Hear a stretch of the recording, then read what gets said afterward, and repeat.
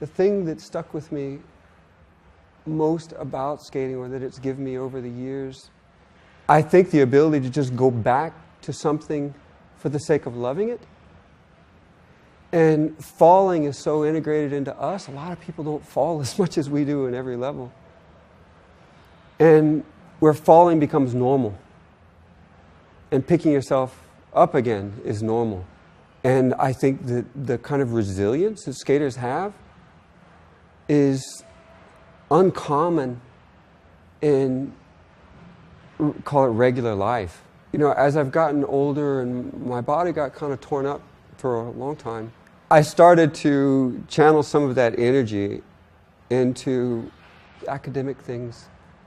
And for unimportant reasons, I ended up like TED Talks and Pop Tech and Foo Camp and all these small groups of highly charged intellectuals, a lot of tech world. And it's an honor, and I feel like an idiot in all the above.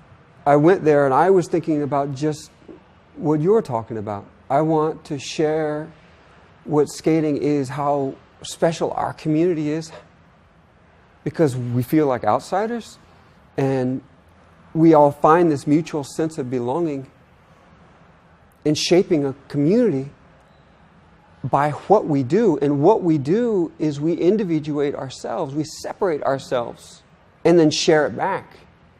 I take whatever. I take Mark. Mark started Dark Slide. So I take that and add my own bit, because I had done Casper Slide, so I can pop off a block or what. I take these elements and I help form myself to separate myself and give it back and see the rest of the community grow. And then I feel more invested part, like, of the infrastructure. Like when I went down there, I trip out because I don't come out in public a lot. I really don't. And being back down there, this is my first time at the barracks, which is awesome. And being down there and all these amazing guys, like, I can't do what they do. And they're come up to me and they just say, thank you. And I'm tripping out because, like, man, thank you for taking what I did and doing what I could never imagine. Because I still feel invested in that. And so what have I taken from skateboarding is, look, I won a bunch of contests, and I traveled, and I had all the good things that you could ever hope to have happened. That stuff comes and it goes, but the thing that lasts is a thing that keeps growing. It's alive. And that's what the community is doing. And that's something that I have, and it comes from an ethos of sharing and feeling connected with people through what you do. And that is something I take, and that's not something that's often taught. And so that's one of the things that I have loved sharing to the outside, call it the outside world, people that don't look at skateboarding in the way we do, right? And that's been like a joy for me. And it keeps me on my toes because I'm thinking, okay, how do I talk to them in a way that shows the beauty of what we have? Man, they flew me to Camden, Maine. This thing, it was like a precursor or early TED. I don't know who was first, but they keep it tight. Where TED's a franchise, right? And TED and TEDx. And man, they fly me there. They give me a driver. They give me all this stuff. I'm scared to death because I'm talking with people coming across the world about, you name it, newest in brain surgery, the latest in technology and satellites. And then there's me. And I walk up on stage and I start saying, hey, look, I want to share a few things that I learned from my community. And I started with Danny Way, falling and getting up from that video, from this documentary. By what we learn from getting up again and again, it changes you. And the culture that we create of guys who just go out and put it on the line, that imbues into you, whether you know it or not. That shapes how you look at things, and the next thing you know, you're doing it. And I see that all the time, especially with like Mitchie. Mitchie's this sweet little kid that I saw just doing like freestyle tricks. Next thing you know, he's hanging out, skating a little vert, and then he's with Bob and Danny and Tony and these dudes. And he's doing this insane stuff. And he's like, is that supposed to be hard, you know? It's this idea that you now fitted yourself in this culture where this is normal, and you're doing things that who's ever going to do that? And so what are my takeaways from skateboarding? It's like, man, skateboarding changes you in ways that you could never essentially try or go learn in a few sessions. It comes from years and years of getting back up. It changes you from inside, not from here. In the same way, the culture of it. You know a skater, you didn't have to say much. And it's not just what you wear, and there's just something to them, you know. And that's that tacit knowledge, that bit you can't put your finger on. That's what we have and share.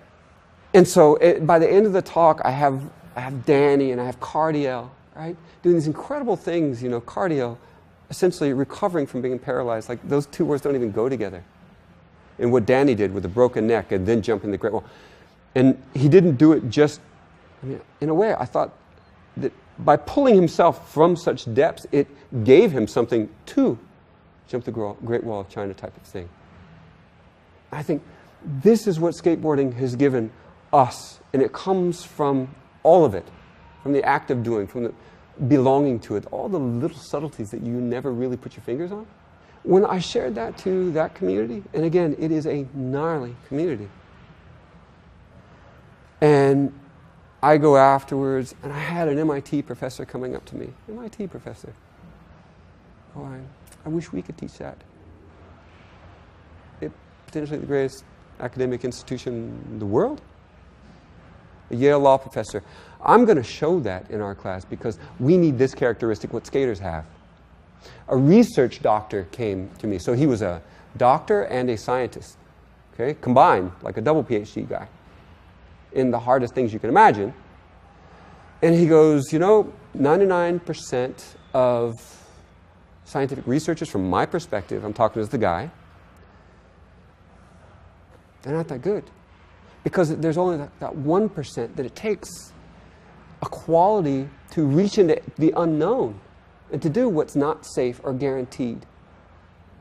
This is what you guys do all the time. It comes from getting up. I wish we could teach that. I wish skaters would become scientists because then we would have more great scientists. All of these qualities, all of them I take from skating. Much less the guys, like I see Daewon, like this almost thing. I see Daewon, and then I see Luis and James, Craig. Like these are the rotten kids that, I mean, Daewon was never rotten. A couple of the areas where, and you're thinking, man, I always knew they were good kids. They're just being kids, and they go through the undulations, and now they're doing what I did, like team manager, apologizing to hotel managers, stuff like that, right? And they come up to me and they say, man, Rod, now I know what it was like, and now I see like Eunice, these guys killing it, and I feel part of it.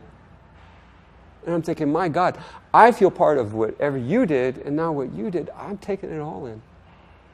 So these are the things that skateboarding has given me that is, what could you ask for? Who has that kind of wealth? You know? I think that there's something about skating that's special that way, because we don't have, there's X Games, but come on, man, like these guys doing this stuff, there's no medics, there's no scientists, there's no, you're on your own. You're being chased out of things. You are outside. You are on your own. That quality in itself is fairly rare for people doing high-level athletic stuff. Because by the time they're doing that stuff, there's a whole gaggle of people around them willing to help type of thing, support, and you know what I mean. Football teams and the entourages, everything else. Skateboarding, you are on your own. Not only you're on your own, you got to go through adversity. It's illegal. The whole idea is not getting, I mean, that's baked into us. That's pretty rare. That's peculiar to what we do. So I'm not saying we're the only ones. I'm sure there's other amazing, right? But there's something about that that's really, again, it bakes into us at a deep level that helps shape us. And that's rare. Dude, you just know what authentic is. That's the very nature of authenticity, tacit knowledge. Something we all know, but we can't teach. The smallest nuance of facial expression, you know what they're thinking. Likewise with authenticity, and that is the undergirding power that like a electromotive force. It's what pushes out style. Okay, yeah, we think of guys with bad style, and I probably show up. You know what I mean? Like, who's the guy with bad style? A stick man and a guy stiff and all that. I got it, but past that, you can't really capture it. By its very nature, by the time you've defined it and quarantined it to some verbal parameters, you've already missed the point. You know when someone has good style, and the essence of style is authentic to who he is. Remember when, I don't know, it goes way back, but I just remember Henry Sanchez had such a distinctive thing with his arm when he would push. And of course, man, like, you look up to Henry Sanchez because he was amazing. But you see people pushing around like him, you're like, dude, you're an idiot. You know, you're an idiot. Stop. You're just trying to be like him. That's not you. Yeah, but I'm doing what looks freaking awesome. Yeah, but it's not awesome because it's not you. That's the point.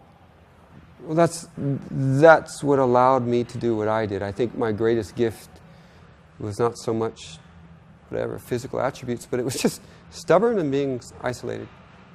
You know? Just loving tumbling something around for the sake of tumbling it around and seeing what comes out. That's always been me. So that's still there. That's me. For sure. I go every night. Night guy. I've always been a night guy since I was a teenager. Hard to manage when I was in school. But you do. Sleep 3 hours, whatever it is. At least I can get that nighttime. There's something about it, man. It's always been my own. And that's when things come to me. My eyes don't go elsewhere. They just stay. Skating's been an internal thing for me. And that's the joy. And the older I get, it's like a meditation. You know, that's just my personality. It's always been on my own. And then there are times I'd go skate with Daewon. I miss those times. If I would still, God, Daewon would bring John and all those dudes, and we would go skate in the evenings. You know, a few times a week. That was the best. I miss that. If I could have that now, I would definitely do that, but certainly not every night. You know. One of the talks is another TED thing, TEDx in Orange County. I got to meet a Fields Medal winner. Dude, that's so much better than winning a Nobel Prize. You know? They just give those out for math when they... This guy Cedric, we become friends. And I'm not sure how athletic he was, but he has that thing, the way his mind works. Like, I get it. And the kind of math that he did, he was very honest. He goes, I sit in certain algebraic lectures, and after 5 minutes, I don't even know what they're talking about. This is a guy, Fields Medal, travels around the, I mean, but what he did, the nature of what he did, and I think it's kind of nonlinear dynamics, the essence of that captures a mindset that we as skaters have.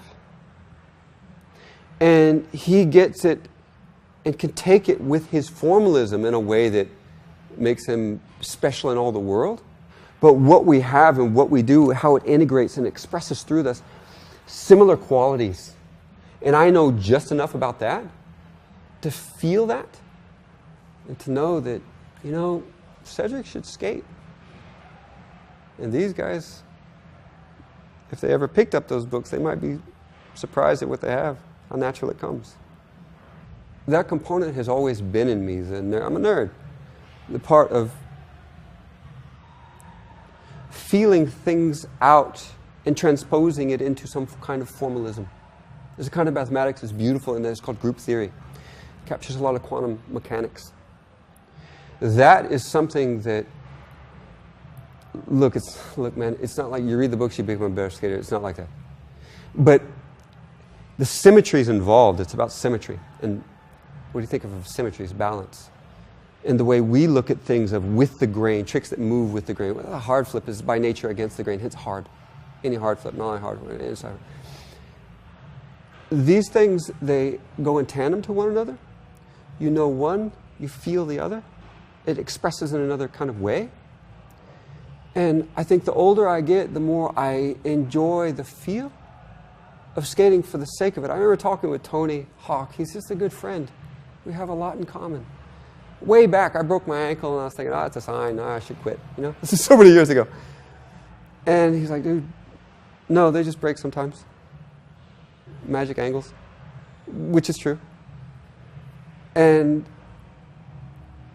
we're talking about, like, when are you going to know it's time? to give up, to quit. I remember we talked about that when we were even younger. We've been friends a long time. We were like, man, if I can't do it at this level, like this level for us, why bother? How horrible it would be to think, I'm not what I used to be. Cold turkey. Blaze of glory type of thing. Cut it off, like there's honor in that. And I realize now, all these years later, like that is so full of crap. No, man, just the feel. Maybe don't do it publicly, because that could be sad. Oh, you can't do, he's trying to hang on to some dream or whatever. Because we all have that fear of judgment. That's true. I'm like that. I'm afraid of being judged.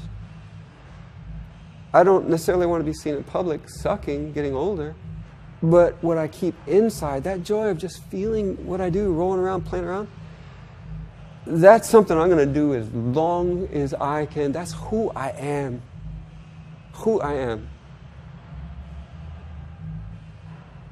And now coming back here, I go through periods where I don't come out at all. For coming here where it's so legit. I mean, of all places, what's most legit? The barracks. Coming here and seeing all these dudes come up to me and say, I forget that part of it, that they still embrace me. So